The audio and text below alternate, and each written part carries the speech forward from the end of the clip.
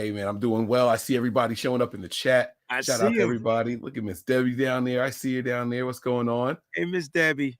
All right. So, guys, this is going to be a lot of fun now. Wayne, man, this is first and foremost an honor. It's a privilege for us to be here today. So I want to thank the 49ers organization, everybody, behind the scenes, people over at Socios working hard to bring us in here. This has been a lot of fun. I can't wait to jump into today's show, but we are speaking to a new group of people. Correct. This is going to be a bunch of people who have never seen us before. So I think it's only right to kind of like introduce ourselves, let people know who we are, where we're from, how we became fans of the 49ers. Like, let's just have a little bit of fun with this, man. Yeah, let's go. Let's see. Because I feel like, Mike, I know you better than I know you. Like, you know what I'm saying? Like, so so let's go ahead and do it, man. Let's do it. Let's do it. Well, so what's going to happen is whoever tells their story first, they're stealing the other person's shine, because it seems like we grew up kind of the same, right? But here's the thing. Unfortunately, Mike, I'm older than you, so it goes to me. Okay, so you get credit for it. But I'll let you tell your story. It's all right. So the way Mike and I met is really cool, right? Because we met through another Mike, right? NY to the Bay. He's the one that kind of brought me into Nothing But Niners. And then Mike and I started clicking because we literally kind of even though we're from two different states, we really follow the 49ers kind of sort of the same way, the way our setups. Both of our moms are Dallas Cowboy fans. Now, we love our moms to death, right? I don't even know if I could say that. We love our moms, right? Right. But we did not like our moms when it came to watching football, Mike. Go ahead and take it from there. But I just wanted to introduce it. So, young pup watching the 49ers, I'm probably 6, 7 years old, something like that. And I don't really know what's going on, right? I'm not into footballs. I want to play with Transformers and stuff. You know what I mean? Like, I want to be outside riding bikes, but there's a game on and everybody in the house is excited. I'm like, well, what's going on? And everybody is cheering for the team with the blue and the white on. And I'm like, y'all are being mean. Like, somebody should cheer for the team with the white and the red. Like, y'all got to be nice to them. My mom says, well, if you want to be a fan so bad, then you like the 49ers. The rest is history. So you can call it spiteful, you can call it obedient, however you choose to break it down. That's how I got here. And I've been here ever since, man. Ever since. So I love my mom, but there were times I didn't like my mom. So I said, Mom, which team is yours? She said, that one, the Star team. I said, I'm going for the red and gold. And that's kind of how I was like 5 or 6 years old, bro. And can I give a shout out to my mom? Because to this day, she supports my 49ers. She made sure that every birthday party, the themes were red and gold. Even if it was Transformers, even if it was Thundercats, even if it was He-Man, whatever it was when I was growing up, she made sure she incorporated my theme. Despite her team being the Cowboys. Now, she does make sure she lets me know how about them Cowboys, and I be letting her know that Jimmy Johnson quit a long time ago. So, shout out to my mom, love her to death. But that's how we became 49er fans. It had to do with our moms. Yeah, and it's funny because that bond doesn't change, right? So that's when we're young, and they could have tried to be bitter, right? I've seen parents try to force their kids to pick a team, stuff like that. My mom was nothing but supportive. Hey, I don't care. You do what you want to do. But it gets deeper. There was a game a couple of years ago, and the Niners were playing the Cowboys, and we were winning. We were doing really well in the first half, right? And then she all of a sudden comes over. And I open the door and I just look at her. And from head to toe, mom's got a headband on. She's got Cowboys earrings. She's got bracelets and everything, and socks, slippers. And I'm like, Mom, I am not letting you through the threshold of my house like this. I was getting ready to say, okay. So she says, she's like, come on, stop playing. I said, Mom, if we start losing, you have to get out. You have to leave my house. She was like, come on, open the door. See, I should have listened. She didn't even agree to the terms and conditions of the agreement I was trying to put forth, right? She don't read she said, open the door. I let her in. They start winning. I tried to tell her to get out. She wasn't hearing it. And we ended up losing that game. They ended up coming back and over. Was that the game that Tony Romo cracked his ribs? It was years ago. This was a long time ago. And it was just a long, painful experience for me because we had that game under control until she came in with all her jumbo on, and so it runs deep, but she always lets us stay that same way. So people don't get why the deep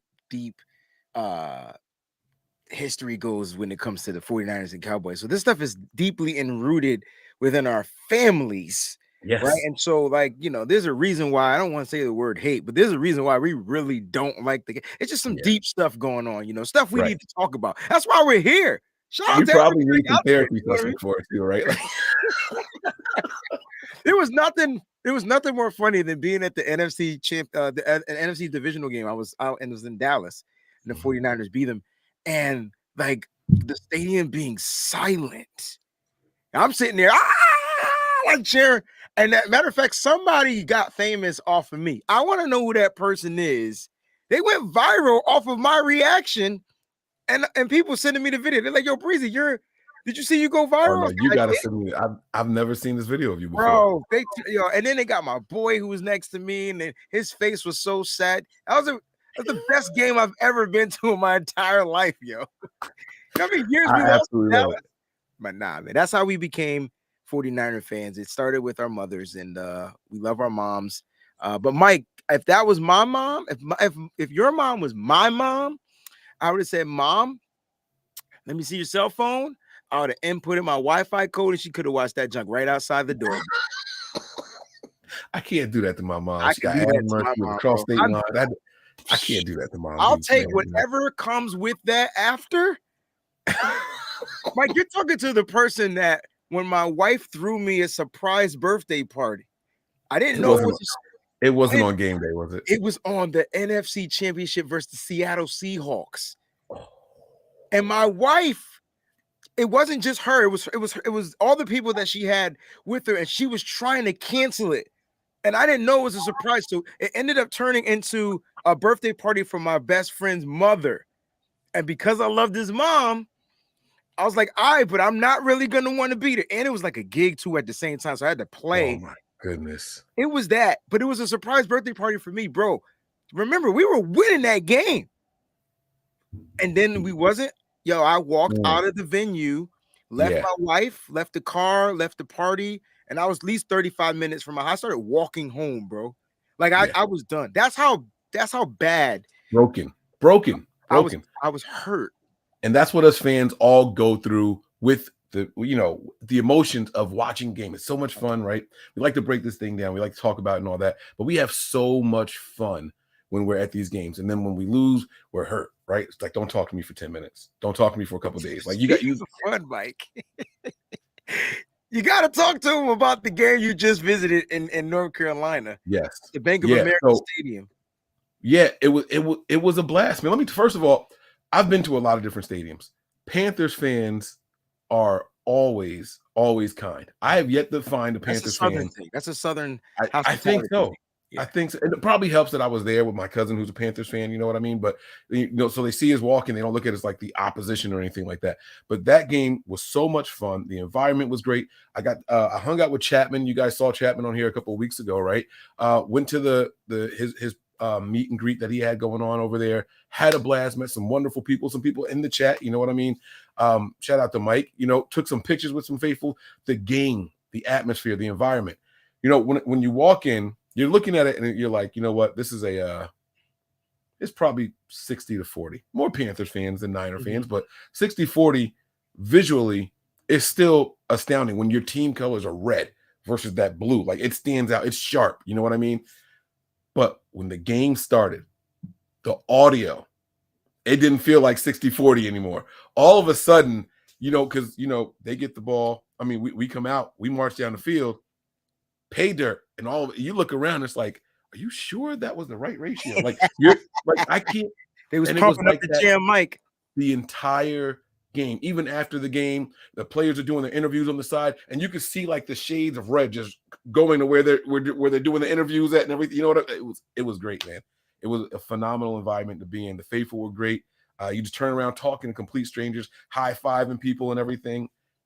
It's great. It's nothing like it. I think, Mike, I prefer going to road games than I do home games because the way we travel as a fan base, that's, the love and support of the 49ers. Like, you know what I'm saying? So shout out to everybody out there that's watching, that are supporters, that are members of the supporters club. Like, we truly appreciate you. Like the the support on the road, there's nothing like it. When you go to a 49ers invasion, Yeah. it's off the charts. It's like going to the prom, bro. It's like that. Like, right? It's just so cool, right? Shout out to Nick Clark and everybody out there that puts those together, man. It's a really, really, really blast to be at. It's and you're just around your people. It's like being the member of this club and you get together once. It's like going to a family reunion. Basically, you get together once a year. You ain't seen everybody for a long time. You get together, and it's just like, yes, I feel safe. I feel comfortable. Now let's go get this win, right?